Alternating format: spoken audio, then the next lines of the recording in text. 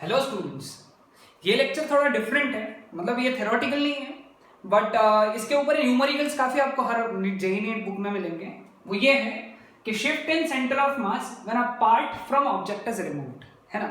इस तरीके के क्वेश्चन आप देखे भी होंगे अगर आपने ये चैप्टर पहले पढ़ा है। नहीं पढ़ा है तो इस तरीके के क्वेश्चन आप देखोगे 100%। अब ये सिचुएशन समझाता हूँ, डायरेक्ट प्रॉब्लम यूज करके हम लोग सॉल्व करेंगे, लेकिन एक फॉर्मूला ध्यान में रखना है।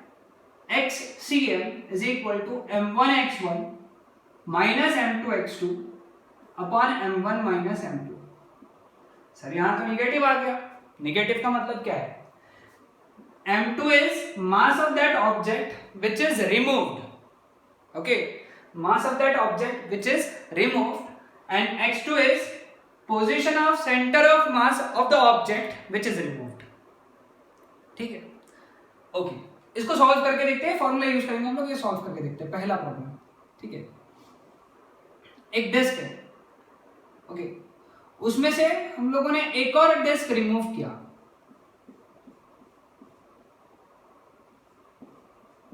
तो ये जो नया सिस्टम है इसका सेंटर ऑफ मास कहां रहेगा ये हम लोगों को निकालना है। ठीक है, डिस्क का ओरिजिनल मास कैपिटल M दिया था। डिस्क का जो ओरिजिनल डिस्क का मास था वो था M, और इसका रेडियस था R। उसमें से हम लोगों ने एक डिस्क रिमूव किया, छोटा सा डिस्क रिमूव किया, ओके। अब इसका रेडियस स्वाभाविक सा बात है, इसका रेडियस रहेगा R/2।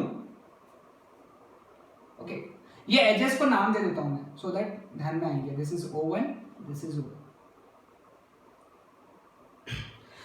जब ये डिस्क रिमूव नहीं हुआ था, ओके, जब ये पूरा अखंड डिस्क था तो उसका सेंटर ऑफ मास यहां पे था, है ना। बाय द सिमेट्री वो सेंटर ऑफ मास यहां था।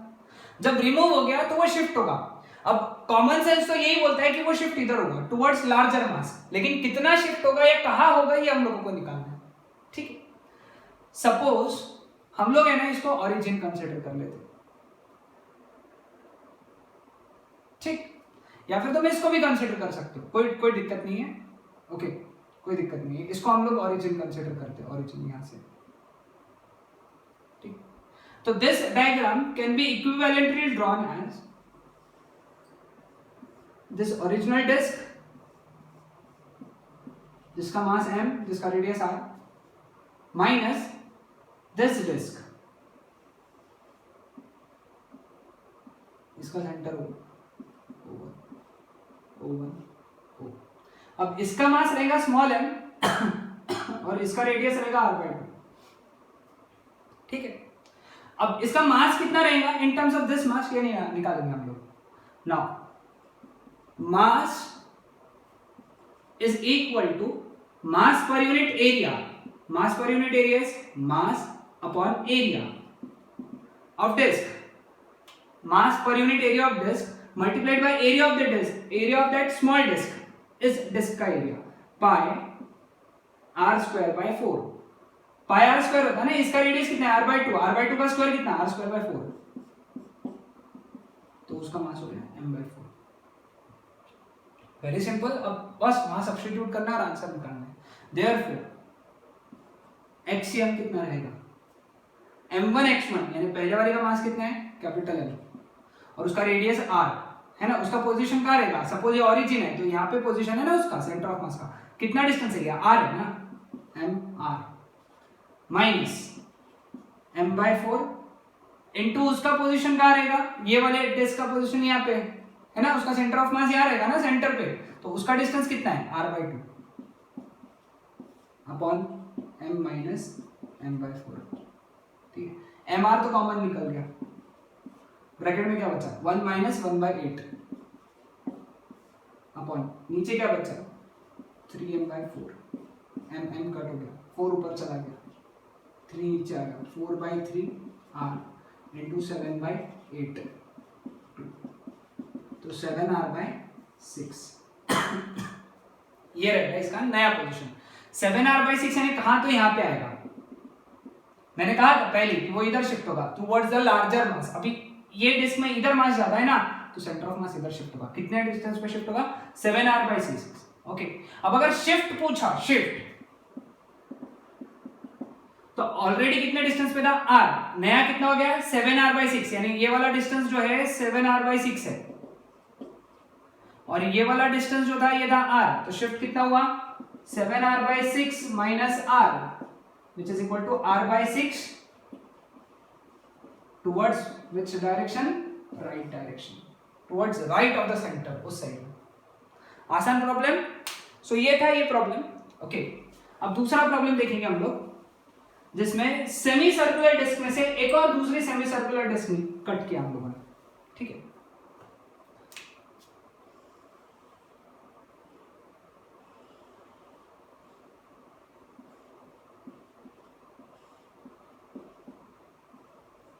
इस सिस्टम का हमको सेंटर ऑफ मास निकालना है। ठीक है, अब this can be written as,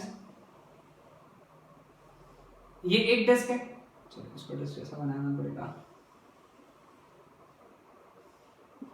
of radius r1 minus ये वाला डिस्क ऑफ रेडियस r2। ठीक है, अब वेरी सिंपल कंसेप्ट, इसका मास लेट अस से m1 है और इसका मास m2 है। ठीक है, तो m1 कितना आएगा फिर, लेट अस से मास पर यूनिट एरिया सिग्मा, मास पर यूनिट एरिया पूरे इसका पूरा एक ही मटेरियल का बना है ना, मास पर यूनिट एरिया इनटू इसका एरिया, इसका एरिया कितना आएगा पाई r1 स्क्वायर बाय 2।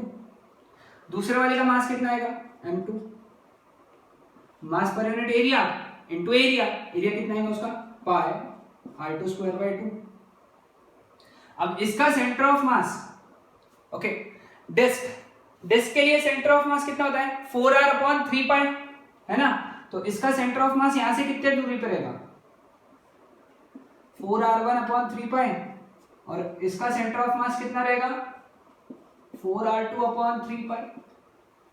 तो पहले वाले के लिए x कोऑर्डिनेट कितना आएगा, पहले वाले के लिए x1 कितना आएगा 4r1/3π, और दूसरे वाले के लिए x2 कितना आएगा 4r2/3π। ठीक है, तो XCM का फॉर्मूला क्या आएगा यहाँ पे m1x1 minus m2x2 upon m1 minus m2। हम लोगों ने लास्ट टाइम देखा है फॉर्मूला। ठीक है, सब्स्टिट्यूट किया, m1 के जगह कितना डाला sigma pi r1 square by 2 into x1 कितना है 4r1/3π minus sigma pi r2 square by 2 into 4r2/3π upon sigma pi r1 square by 2 minus sigma pi r2 square by 2। ठीक है, sigma pi cancel, sigma pi sigma pi sigma pi cancel, सब में से 2 भी cancel हो रहा है, हर term में से जो जो कॉमन निकल रहा है वो कैंसिल हो जा रहा है। ठीक है, तो अब यहां से 4/3π ऊपर कॉमन निकल गया, तो ब्रैकेट में बचा r1 cube minus r2 cube upon नीचे क्या बचा r1 square minus r2 square. ठीक है, अब इसको यहां सॉल्व करेंगे। ठीक है, नाउ व्हाट इज